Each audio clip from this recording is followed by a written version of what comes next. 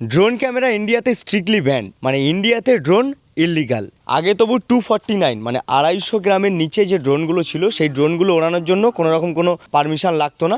Restricted এরিয়াগুলো যেগুলো no fly zone, সেই জোনগুলো ছাড়া বাকি সব জায়গাতেই ওড়ানো যেত, সেই পারমিশনটা ছিল। কিন্তু এখন সেটাও নেই। সেটা ওড়াতে গেলেও তোমাকে লাইসেন্স গ্রহণ করতে হবে, আর লাইসেন্স ভাই যেভাবে সেভাবে আসবে না। মানে তুমি ধরো একজন কন্টেন্ট ক্রিয়েটার, তুমি ধরো সোশ্যাল মিডিয়াতে কন্টেন্ট বানিয়ে থাকো, তুমি ট্রাভেল ভ্লগ বানাও, কিংবা তুমি একজন ওয়েডিং ফটোগ্রাফার কিংবা ওয়েডিং ভিডিওগ্রাফার, তুমি ওয়েডিং ফিল্ম বানাও, তোমাকে সেই জায়গায় ড্রোনটা ব্যবহার করতে হয় ভালো ফুটেজের জন্য, সেই জায়গার একটা সুন্দর চিত্র যাতে করে তুমি ক্লায়েন্টকে দিতে পারবে কিংবা যাতে করে তুমি তোমার অডিয়েন্সকে দেখাতে পারবে, তার জন্য তুমি ড্রোনটা ব্যবহার করো। তুমি এটা কোনো ক্রিমিনাল কেসের জন্য নয়, কোনো ইললিগাল কাজের জন্য নয়, কোনো কিছুর জন্য ব্যবহার করছো না, জাস্ট ফর এন্টারটেনমেন্টের জন্য ড্রোনটাকে ইউজ করছো। কিন্তু তুমি সেটাও ইউজ করতে পারবে না, কারণ তোমার বাড়ি ভারতবর্ষে, আর তুমি ভারতবর্ষে থেকে ড্রোন চালাচ্ছ মানে তোমাকে ক্রিমিনালের মতোই জাজ করা হবে, কারণ ড্রোন হলো ভারতবর্ষে ইললিগাল। যদি ভারত সরকার এটা কোনো কিছু ভেবে বের করে থাকে তাহলে ঠিক আছে, ইটস ওকে, তাদের ব্যাপার। ভারতবর্ষে অনেক মাথা রয়েছে, তারা এইসব বিষয়গুলো গবেষণা করেছে, তাই জন্যই হয়তো ভারতবর্ষে ড্রোন ইললিগাল। সব কিছু আমি মেনে নিচ্ছি, কিন্তু আমার কাছে কথা হচ্ছে, যদি ড্রোন ইন্ডিয়াতে ইললিগাল হয় তাহলে বিক্রি হচ্ছে কেন? বিক্রি করতে দিচ্ছেন কেন?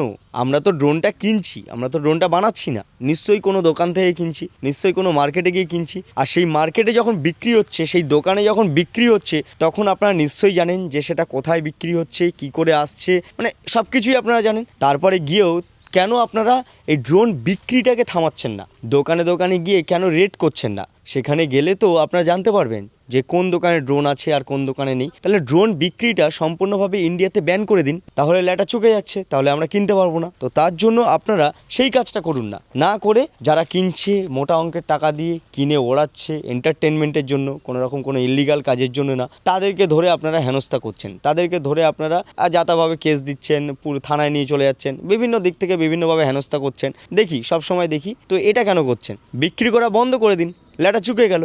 এদিকে আবার দেখি চারিপাশে ড্রোন শো চলে, ড্রোন নিয়ে নানান ধরনের কেরামতি দেখতে পাই, সেগুলো অ্যালাউ আছে। কিন্তু আমরা যখন একটু এন্টারটেনমেন্ট পারপাসের জন্য ট্রাভেল ব্লগ হোক কিংবা ওয়েডিং ফিল্ম হোক, সব জায়গাতে যখন ইউজ করব, আমাদেরকে ক্রিমিনালের মতো জাজ করা হয়। মানে আপনারা আগার থেকেও খাবেন, আবার গোড়ার থেকেও খাবেন। ড্রোনটা সাপ্লাই হচ্ছে, ড্রোনটা বিক্রি হচ্ছে, মানে সেই জায়গা থেকে একটা মোটা অঙ্কের টাকা আপনাদের পকেটে ঢুকছে। আবার যখন যে ড্রোনটা কিনে ওড়াচ্ছে এন্টারটেনমেন্টের জন্য, তখন তাকে যখন ধরে হেনস্থা করবেন, সেখান থেকেও একটু টাকা খাবেন। মানে সব দিক থেকে আপনাদের বিজনেসটা চালিয়ে যাবেন, অথচ নাটক করাটা থামাবেন না। আরে ড্রোন যদি ব্যান হয়ে থাকে তাহলে পুরোপুরিভাবে ব্যান করুন। যদি একজন সেই ড্রোনটা কিনে এন্টারটেনমেন্টের জন্য ব্যবহার করে, তাহলে তার জন্য কিছু রেস্ট্রিকশন রেখে দিন, যেমন নো ফ্লাই জোন, যেগুলো ফরেস্ট এরিয়া, তারপরে তোমার এয়ারপোর্ট জোন, বিভিন্ন আর্মি এরিয়া, যেগুলো আছে আর কি, আমাদের ভারতীয় সম্পদের এলাকা যেইগুলো রয়েছে, সেইগুলোতে ওড়ানো যাবে না, এরকম কোনো রেস্ট্রিকশন দিয়ে দিন, ঠিক আছে।